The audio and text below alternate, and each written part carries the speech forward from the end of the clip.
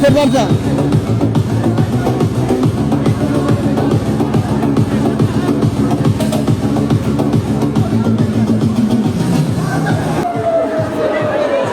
Sığırlarına yaklaşanlar toylu bulmamalı ayaklarından toylu devam ediyor. Abi. Eskiler açabilirsin.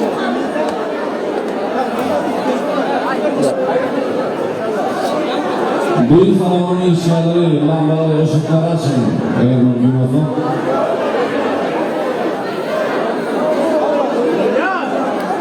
Kerem koşko kaçak var. Kaçak kimin geçecek? Kerem. Koşko kaçak mı? Koşko kaçak mı? Geçecek.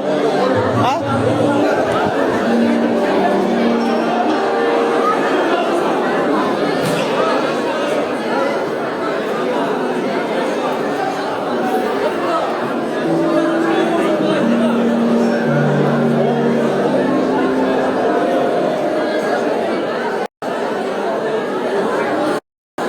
Mehmanlar her dünyada olmamada geçen başlıklarının tavuğun toyları doğru, toyları olursun. Elbette doğru konuda kelime falan yaşlılar falan uyarmaşlarına daha toyları devam eder. Doğru bir benim oğlan yaşamın, vatiyat yaşamın şu anda azayla olan ardında bilen birlikte.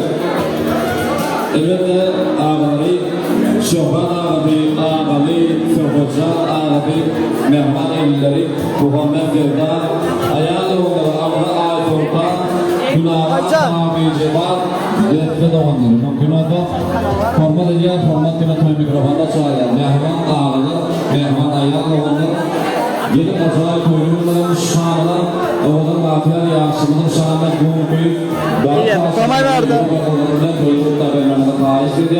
Kim o? Şurada da. Ne tura talamanın kena pul komşulacak ne?